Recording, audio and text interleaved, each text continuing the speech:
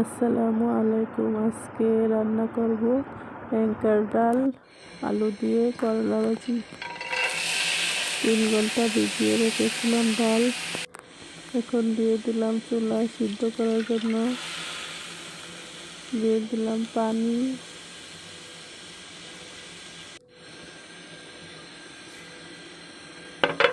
এখন ঢাকনা দিয়ে ঢেকে দিব বলক আসা পর্যন্ত। ঢাকনা উঠিয়ে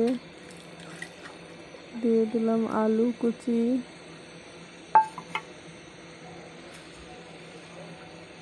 দিয়ে নাড়াচাড়া করে আবার ঢাকনা দিয়ে ঢেকে দিব সিদ্ধ হওয়া পর্যন্ত। দিয়ে দিলাম 1 চামচ লবণ, 1 চামচ হলুদ,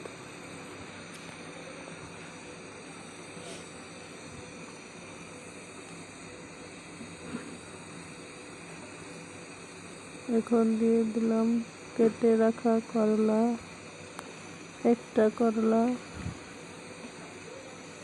ডাল আর আলু সিদ্ধ হয়ে আসছে। এখন করলাটা দিয়ে একটু হালকা সিদ্ধ করে নেব।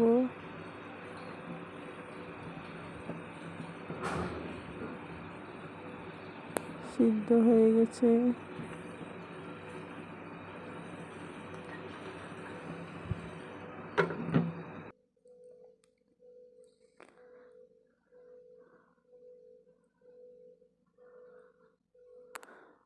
পানিটা শুকিয়ে গেছে।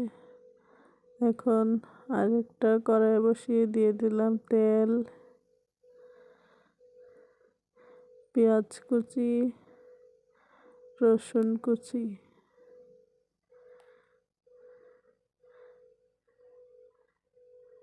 দিয়ে ভেজে নিব।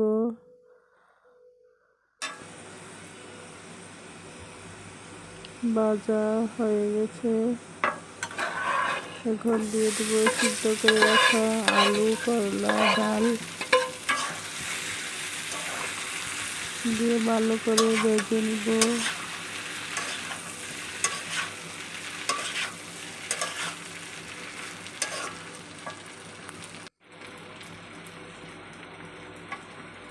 এখন দিয়ে দেব একটা কাঁচামরিচ,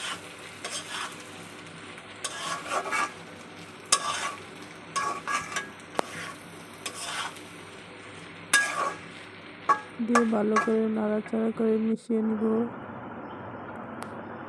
হয়ে গেছে করলা। ভিডিওটি ভালো লাগলে লাইক, কমেন্ট, শেয়ার করে দিবেন।